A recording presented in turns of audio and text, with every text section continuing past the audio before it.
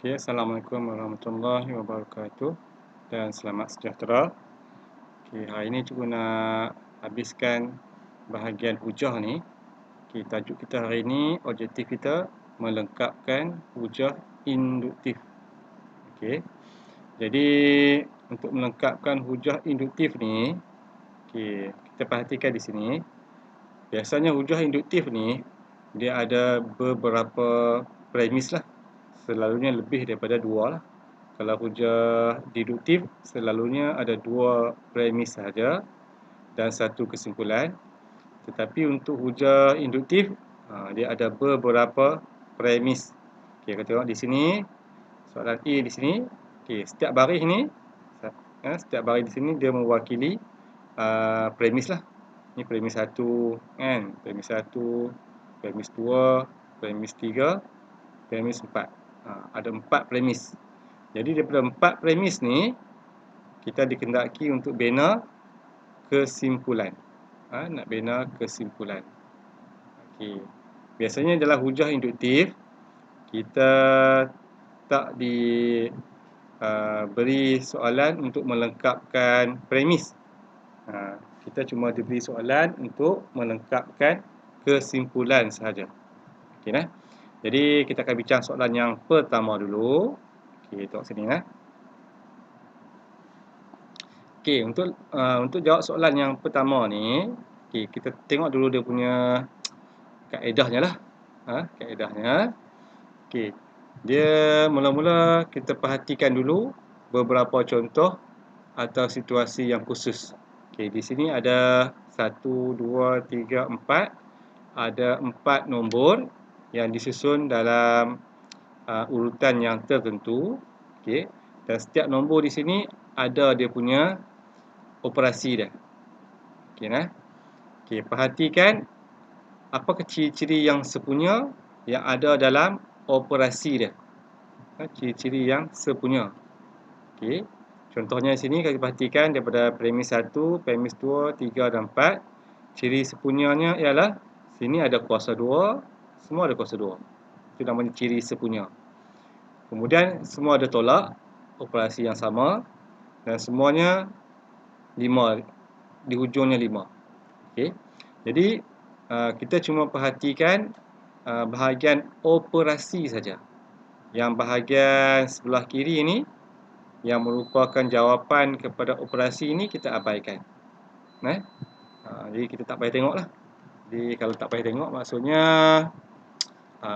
kita hitamkan lah. Kita cuba hitamkan lah. Yang tengok mana. Ini semua tak mahu tengok. Okay. Okay. Okay, tengoklah macam kita selesaikan. Okay. Sekiranya nombor ataupun dia punya nilainya tu berubah daripada nombor 1 kepada nombor 2, nombor 3 kepada nombor 4. Jadi kita jangan tulis nombor 5. Kan? Jadi kita tulis dalam bentuk pemboleh ubah. Jadi pemboleh ubah ni kita boleh guna beberapa jenis nombor lah. Selalunya kita akan gunakan N. N kecil. Okay. Jadi ini mewakili nombor yang berubah daripada nombor 1 sampai nombor 4. Kemudian kuasanya tak berubah, jadi kita kekalkan ini ciri sepunya. Kemudian operasi tolak tak berubah. Kemudian nombor 5 di hujung pun tak berubah. Nampak? Jadi ini yang kita panggil kesimpulan. Kesimpulan. Sebab dia mengandungi pemboleh ubah. Dan kesimpulan ni tak lengkap. Sebab kita belum menyatakan lagi nilai N ni kita start daripada nombor berapa. Okey, kita tengok di sini dia mula dengan nombor 1 kan. Kita nombor 1. Kemudian selepas 2, lepas tu 2, 3, 4. Okey, selepas 4 dia ada titik. Jadi maksudnya kita buat koma dan kita letakkanlah beberapa titik mewakili nombor selepas 4. Jadi inilah jawapannya. Mudah je. Kita tengok contoh yang kedua. Okey, contoh yang kedua. Okey, macam tadi juga. Bahagian jawapan ni kita abaikan. Kita tak mau tengok bahagian operasi saja. Okey. Jadi ciri 2 ada nombor 2 ni ciri yang sempurna. So kita kekalkan 2. Okay, di sini kuasa pula yang berubah. Jadi bila kuasa berubah, kita gantikan dengan pembeli ubah. Itu kita guna N. Operasinya semua kekal, tambah. Dan di belakang ni pun nombor 3. Okay. Jadi ini adalah kesimpulan dia. Dan kesimpulan tak lengkap kalau kita tak masukkan nilai pemboleh ubah. Okay. Jadi N di sini bermula dengan kosong. So kita tulis kosong. Lepas tu 1, 2, 3. Dan selepas 3 kita buat koma dan beberapa titik. Okay. Okay, next. C pula. Okay. Bahagian sebelah kiri kita abaikan. Ambil yang ni ya. 4. Kemudian kurungan N. Kurungan tambah. Okay. 1, 4, 9, 16. Okay. Nombor ni berubah. Tapi kita tak boleh gantikan dengan N. Sebab perubahannya tu bukan dalam bentuk urutan 1, 2, 3, 4. Jadi kalau kita perhatikan nombor ni 1, 4, 9, 16 ni, kita kena tukarkan dia kepada nombor kuasa 2 sempurna. Maksudnya 1 kita jadikan dia 1 kuasa 2. 4 kita jadikan dia 2 kuasa 2. 9 kita jadikan 3 kuasa 2.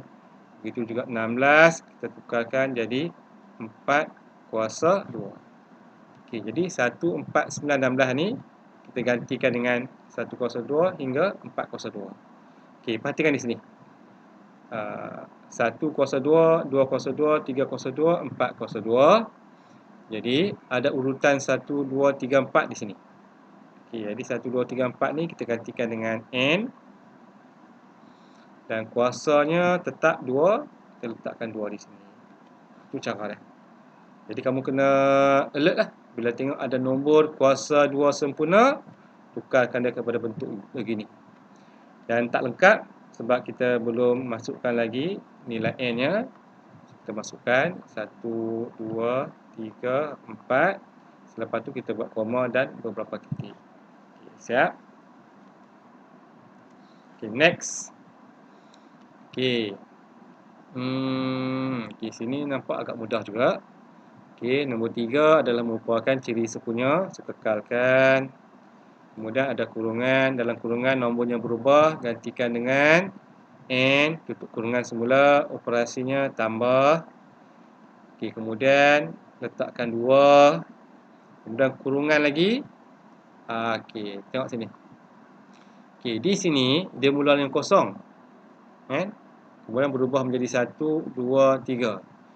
Okay, di sini dia mula dengan 1, kan? Jadi kita kena tukarkan kosong ni supaya dia bermula dengan 1 bila kita gantikan N nanti. Macam ni maksud dia. Kosong ni dia kurang 1 daripada N. Kosong ni dia kurang 1 daripada 1. 1 ni dia kurang 1 daripada 2. 2 kurang 1 daripada 3. 3 kurang 1 daripada 4. Jadi, apakah yang kita perlu tulis di sini supaya nilainya kurang 1 daripada N? Jadi, caranya ialah N tolak 1. Sebab kita nak nilai yang kurang 1 daripada N. Jadi, kuasanya 2. Okey. Dan jangan lupa masukkan nilai N 1, 2, 3, 4. Kemudian koma dan beberapa titik. Okey. Siap lah. Okey, next. Ini soalan bentuk terkini lah. Soalan bentuk terkini. Dan pelajar kena kreatif lah. Kena kreatif. Bagaimana kita nak membentuk premis daripada 4 petak di sini. Ini kena cekap sikit lah. Okey, cuba tengok di sini. Okey. Sini saya bulatkan nombor 2 silinder. Di sini sebulatkan 4 silinder. Sini sebulatkan 6 silinder. Dan yang di sini sebulatkan 8 silinder. Apa kaitannya? 2, 4, 6, 8. Jadi kalau kita nak tulis, mestilah 1 tambah 2. Nampak? 1 tambah 2 kan. Kemudian 1 tambah 4, 1 tambah 6, 1 tambah 8. Dan bentuk ni kalau kita tukar kepada bentuk yang lain, okey, tak sini ya. Kita boleh tulis macam ni. Dia akan jadi 1 tambah 2 darab 1. Okey. Kemudian 4 pula. 1 tambah 2 darab 2. Dan 1 tambah 2 darab 3. Dan 1 tambah 2 darab 4. Kenapa kita tukar dalam bentuk begini? Sebab kita nak nombor yang berubah tu dalam bentuk 1, 2, 3, 4. Tak mau macam ni. 2, 4, 6, 8 nombornya berubah 2. Kita nak dia berubah dalam bentuk nilai 1 saja. Okey, jadi bila kita dah dapat dah ni 4 premis, kita tukarkan dia kepada kesimpulan. Itu akan jadi 1 tambah 2 kurungan N. Dan N-nya sama dengan 1, 2, 3, 4 dan seterusnya. Okey, boleh ya? Okay, next. Tengok pula soalan ni. Ni soalan yang agak susah lah.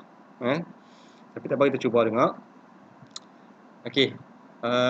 Diberi 4 buah semi bulatan yang disusun mengikut pola yang tertentu.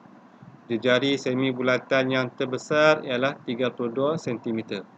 Jadi semi bulatan besar ni, jejari dia, inilah jejari dia.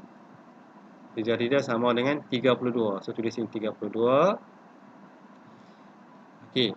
Boleh tak kamu cari berapakah jejari bagi semi silinder ni? Yang bentuk begini. Okey, jadi mestilah yang ni panjangnya 32 kan? Sebab dia adalah merupakan jejari bagi semi silinder yang besar ni. So kalau kita dapatkan jejarinya saja, kita kena bahagi dengan 2 lah. So 32 bahagi 2, kita akan dapat 16. Okey, 16. Kemudian yang ni pula, untuk ni je. Mestilah 16 bahagi dengan 2 dapat 8. Dan yang dalam ni kan, untuk semi jejari dia mestilah 4. Okey, macam tu. Okey. Okey, kemudian tengoklah. Jadi kita nak cari apa ni? Hitungkan dan senaraikan perimeter bagi 4 semi bulatan itu dalam sebutan pi. So kalau kita ada bentuk semi bulatan macam ni, okey, yang ni, okey, sini pusat dia, kita ada 2 jejari. Okey, sini sebelah kiri, jejari sebelah kanan. Kemudian yang ni lekuk dia. Okey, lekuk bagi satu bulatan. Kalau satu bulatan, lekuk dia ataupun lengkok dia adalah 2 pi G. Kalau separuh bulatan, maksud kita kena bahagi dengan 2. Bahagi dengan 2, kita akan dapat jawapannya pi G. Jadi formula untuk kira perimeter. Okay, jadi untuk dapat perimeter bagi semi bulatan, formulanya adalah J tambah J, J tambah J, tambah pi J. Pi J, macam tu. Jadi J tambah J dapat 2J. Kemudian tambah dengan pi J. Kemudian kita boleh faktorkan J, J kurungan 2 tambah pi. Macam tu. Okey. Jadi ini adalah formula atau rumus untuk mendapatkan perimeter bagi semi bulatan. Okey. Jadi kita nak cari perimeter bagi semi bulatan yang pertama ni, yang paling besar ni. Okey, jadi cara dia ialah okey, J 32, kita tulis 32 kurungan 2 tambah pi. Okey, ni yang pertama lah. Yang kedua, dia jadinya 16, 16 kurungan 2 tambah pi, dan 8, 2 tambah pi, kemudian 4, 2 tambah pi. Okey, kita perhatikan ada ciri sekunya di sini, kan, 2 dengan pi. Tapi ini bukan ciri sekunya, nombornya berubah. Jadi kamu kena tukarkan dia kepada bentuk yang lain. Okey, kita perhatikan ini adalah merupakan nombor kuasa 2 ni, nombor kuasa 2. Macam ni. 32 sama dengan 2 kuasa 5. Kan? 16 sama dengan 2 kuasa 4. 8 sama dengan 2 kuasa 3. Dan 4 sama dengan 2 kuasa 2. Jadi kena tukar ni. Tukar semua ni kepada bentuk ni. Jadi saya nak padam lah. Saya nak padam. Okay, tukar semua ni. Tukar ni.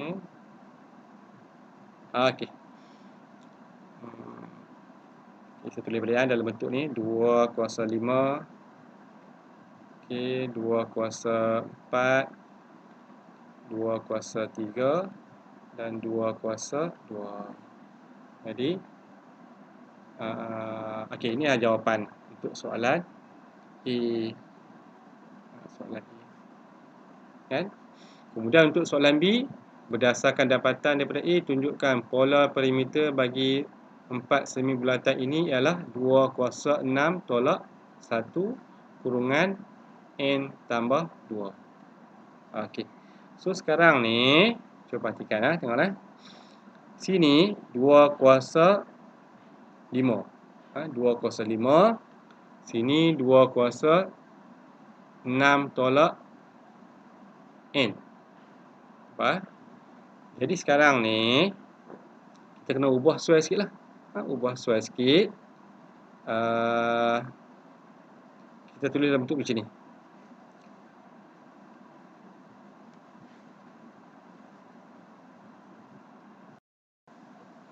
Okey, sekarang ni 2 kuasa 5 ni saya nak tukar dalam bentuk 2 kuasa 6. Tapi saya nak jadikan dia, nilai dia sama dengan 5. Jadi cara dia macam ni. Tengoklah, saya tulis kat sini lah. Okey, 2 kuasa 6 tolak 1. 6 tolak 1, kamu akan dapat 2 kuasa 5. Kemudian yang seterusnya samalah. Okey, 2 tambah pi. Okey, kemudian 2 kuasa, nak jadikan dia 4. Di sini 6 tolak 2. Jadi 2 dah tambah pi. Kemudian ada lagi 2, 6 tolak 3. 3. Ini 2 tambah pi. Dan yang terakhir 2 kuasa 6 tolak 4. 2 tambah pi. Okey, cuba perhatikan ciri yang sepunya dia. Ciri sepunya dia sini 2. Kemudian 6, ciri sepunya. Kemudian tolak ciri sepunya. 1, 2, 3, 4. Gantikan dengan N. Kemudian 2 ciri sepunya. Tambah pun ciri sepunya. Pi pun ciri sepunya. Jadi kita dapat bentuk sama macam ni. Kan? Dan jangan lupa masukkan nilai N sama dengan 1, 2, 3 dan 4. Kemudian koma, titik. Macam tu. Kan? Kemudian yang soalan C ni mudah saja. Senang kamu cuba sendiri sebagai cara dia. Hitungkan perimeter bagi semi bulatan yang ke-8. Jadi kamu gantikan N ni dengan 8. Nak mendapat jawapannya. Sekian, terima kasih.